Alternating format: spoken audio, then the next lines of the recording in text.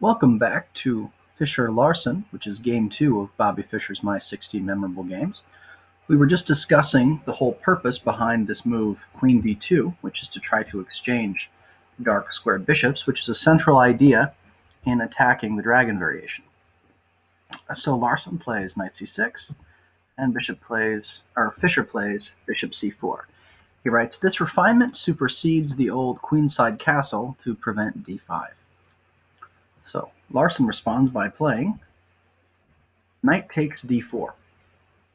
And Fischer writes, "Just how black can attempt to thread his way to equality is not clear."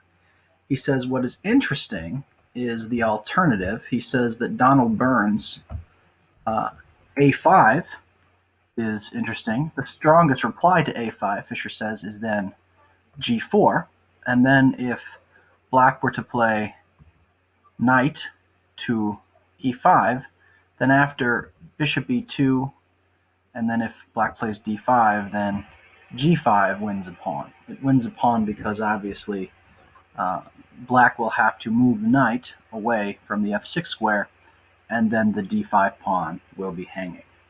So not entirely sure why Fischer gives us that analysis, but he was just wanting to talk about how he thought that Donald Burns' a5 was an interesting continuation. But Larsen plays knight d4, and then Fischer, of course, plays bishop takes g4, bishop takes e6, bishop to e6, and Fischer pulls back to b3, queen a5, and in this position we begin to see a little bit what the dragon versus the Yugoslav is all about.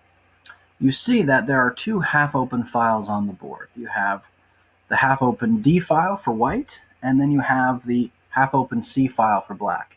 Usually what's going to happen in the dragon is at some point, right, so let's just say go on Fischer Castle's queenside, this is often when black is going to be looking for his queenside attack. When you have these opposite castled positions, and that's not the text move, but what will often happen is it's a race to get to the two kings. You see that black's bishops, they are aimed very clearly at white's queenside. Conversely, white's bishop are aimed at black's kingside, and he's going to be planning on pushing pawns up to try to attack black's king on the king side. And one of the notable sacrifices, to be just to be clear, that one of the common ideas, and even though it wouldn't happen right away, one of the common ideas in the dragon attack is to at some point sacrifice a rook for the defending knight on c3. Now, definitely not yet. It would be terrible to do it then because it's unprepared. But those are just kind of the general ideas for what's coming in the opening.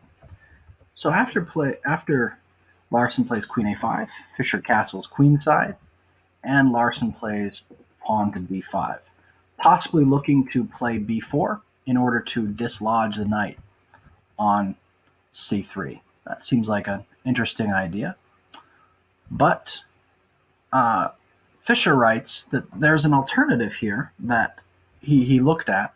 He said after castle, if black instead decides to exchange the light square bishops after bishop takes b3, c takes b3, and then pawn to b5, and white plays king to b1, and this is what Fischer writes.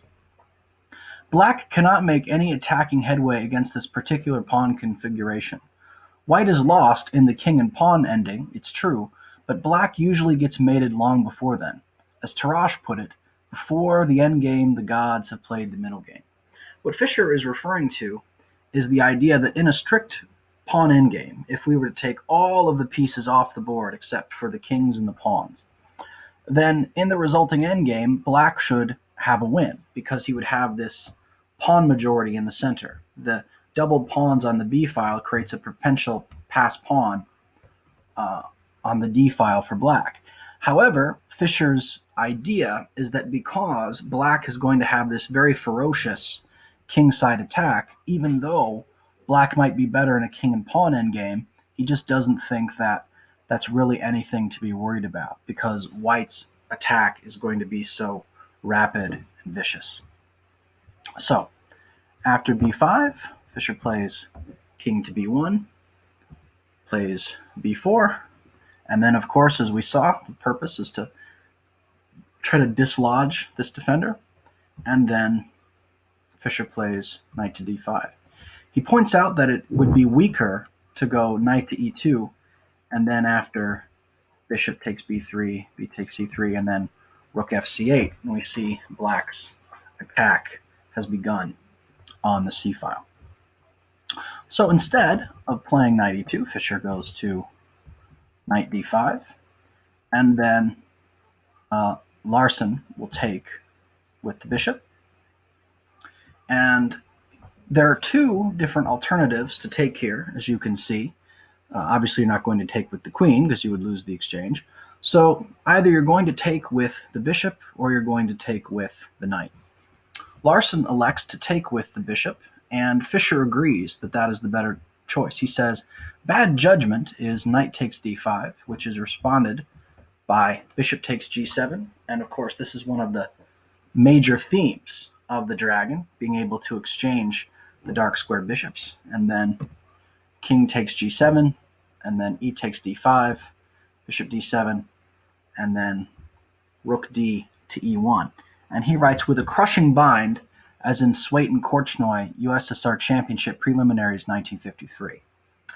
One of the really amazing things about Bobby Fischer was he was an incredible absorber of chess literature.